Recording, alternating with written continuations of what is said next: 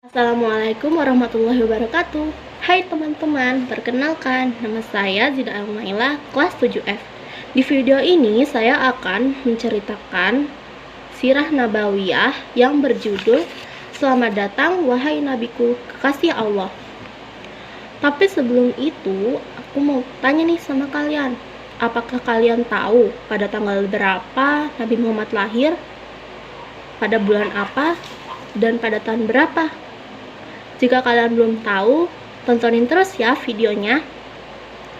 Jadi, Nabi Muhammad dilahirkan pada hari Senin tanggal 12 Rabiul Awal tahun Gajah, atau bertepatan dengan tanggal 20 April tahun 571 Masehi.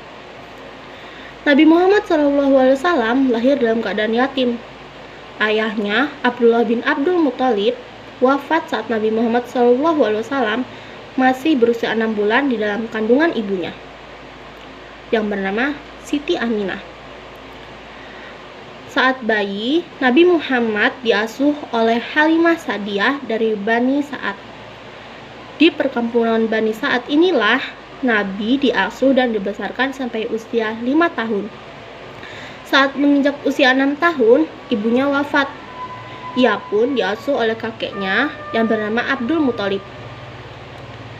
Tapi hanya 2 tahun Nabi diasuh oleh kakeknya, dikarenakan Abdul Muthalib meninggal saat Nabi Muhammad SAW berusia 8 tahun. Setelah kakeknya meninggal, ia pun diasuh oleh pamannya bernama Abu Thalib. Sejak diasuh oleh pamannya, Nabi Muhammad berkembang sebagai seorang anak yang mulai menginjak masa remaja. Disitulah ia diajari bagaimana cara menjalani hidup, bagaimana cara berdagang, dan lain sebagainya. Saat memasuki usia 12 tahun, Nabi Muhammad diperkenalkan kepada ilmu perniagaan. Saat itu ia sudah ikut membawa barang dagangan yang diambil dari majikannya Siti Khadijah. Hampir 3 tahun Nabi Muhammad SAW mengikuti pamannya untuk menjajakan barang dagangannya. Ketika beliau dan pamannya sampai di kota Busra di wilayah Syria besar, seorang pendeta terkenal di masa itu bernama Buhairah menghampiri Abu Thalib dan mengatakan, "Aku mengenali anak muda ini sebagai sosok yang kelak akan dinobatkan sebagai rahmat bagi semesta alam. Hal ini telah tertulis jelas dalam kitab-kitab kami." Buhairah selanjutnya menyarankan kepada Abu Thalib agar membawa Nabi Muhammad kembali ke Mekah. Abu Thalib pun menuruti saran pendeta tersebut. Dan pada saat Nabi Muhammad berusia 25 tahun, Nabi Muhammad mulai berdagang sendiri tanpa bantuan pamannya, yang mengambil sendiri barang dagangannya dan memasarkannya. Ketika berdagang, Nabi Muhammad sangat jujur, tidak pernah membohongi para pembelinya.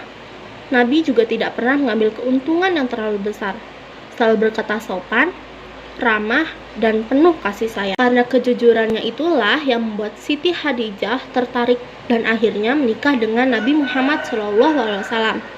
Mereka dikaruniai 7 orang anak, yaitu Ibrahim, Qasim, Abdullah, Zainab, Ruqayyah, Umi Kulsum, dan Fatimah. Menginjak usia 40 tahun, Nabi Muhammad merasakan keresahan atas perilaku yang dialami oleh masyarakat Arab yang sudah jauh dari nilai-nilai kebenaran. Kemudian, Nabi Muhammad pun melakukan uzlah atau mengasingkan diri di Gua Hira. Hal itu dilakukan oleh beliau berkali-kali, sampai pada akhirnya, tepat pada tanggal 17 Ramadan, Malaikat Jibril pun turun menyampaikan wahyu pertama yang berupa surah Al-Alaq ayat 1-5.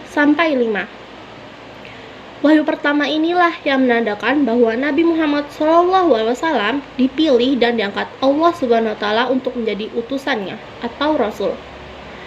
Setelah wahyu pertama ini, Jibril tidak muncul lagi untuk beberapa lama. Sementara Nabi Muhammad terus menantikan wahyu berikutnya dan selalu datang ke Gua Hira. Dalam keadaan nanti itulah turun wahyu kedua yang berupa Quran Surah Al-Mudaththir ayat 1-7. Setelah turun wahyu yang kedua, Nabi Muhammad mulai berdakwah secara sembunyi-sembunyi. Nabi mengajak orang-orang yang terdekat dengannya. Tujuannya agar mereka lebih dulu percaya kepada seruannya dan mengikutinya. Tempat yang beliau pilih untuk berdakwah adalah rumah Al-Arqam bin Abil Arqam Al-Akhzumi. Orang-orang yang pertama kali memeluk Islam atau yang lebih dikenal dengan As-Sabiqun Al-Awwalun adalah Siti Khadijah, Abu Bakar, Ali bin Abi Thalib, Zaid bin Haritsah, dan Ummu Aiman. Selain yang tersebut di atas, berkat bantuan Siti Khadijah dan Abu Bakar As-Siddiq, dari hari ke hari bertambahlah orang-orang yang beriman kepada seruan beliau, baik pria maupun wanita. Setelah Nabi Muhammad berdakwah secara sembunyi-sembunyi, maka turunlah wahyu yang ketiga berupa Quran Surah Al-Hijr ayat 94-95. Kemudian Nabi Muhammad menerima wahyu lagi yang berupa Quran Surah Asy-Syu'ara ayat 214-215. Setelah menerima wahyu tersebut, beliau mulai berdakwah secara terang-terangan. Pertama-tama, Nabi mengumpulkan seluruh anak keluarga di kaki Gunung Safa untuk mengajak mereka beriman kepada Allah Subhanahu wa Ta'ala. Akan tetapi, salah seorang pamannya, Abu Lahab, bersikap sinis dan tidak mau menerima dakwah Rasulullah. Banyak sekali cara yang dilakukan oleh orang-orang kafir Quraisy untuk menghambat dakwah Rasul. Di antaranya, mencoba menyuruh pamannya Abu Thalib untuk menghentikan dakwah keponakannya itu. Namun, Nabi Muhammad menolak dan mengatakan, "Demi Allah, meskipun seluruh anggota keluarga mengucilkanku, aku akan terus berdakwah menyebarkan agama Islam." Kegagalan kafir Quraisy untuk menghambat dakwah Rasul menjadikan mereka semakin marah dan emosi. Budak-budak mereka yang masuk Islam dibunuh dan disiksa. Setelah kafir Quraisy selalu gagal untuk menghentikan dakwah Nabi Muhammad, mereka pun membuat pemboikotan. Isi pemboikotan itu ditulis dalam selembar surat yang berisi, "Kaum Quraisy tidak akan menikahi orang Islam. Kaum Quraisy tidak menerima permintaan nikah dari orang Islam. Kaum Quraisy tidak akan melakukan jual beli dengan orang Islam. Kaum Quraisy tidak akan berbicara ataupun menengok orang Islam yang sakit. Kaum Quraisy tidak akan mengantar mayat orang Islam ke kubur.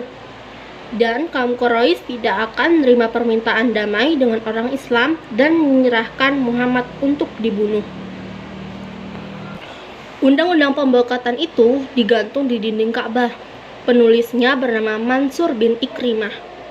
Setelah 3 tahun, undang-undang tersebut rusak karena dimakan rayap. Kemudian, undang-undang tersebut dirobek oleh Zubair bin Umayyah, Hisham bin Amr, Mut'im bin Adi, Abu Bakhtari bin Hisham, dan Zama'ah bin Al-Aswad. Mereka merasa kasihan dengan siksaan kaumnya kepada Bani Hashim dan Bani Muthalib. Itu tadi adalah kisah tentang riwayat hidup Nabi Muhammad, mulai dari masa kelahirannya hingga masa ia menerima wahyu dari Allah. Jika ada salah kata, mohon dimaafkan. Wassalamualaikum warahmatullahi wabarakatuh.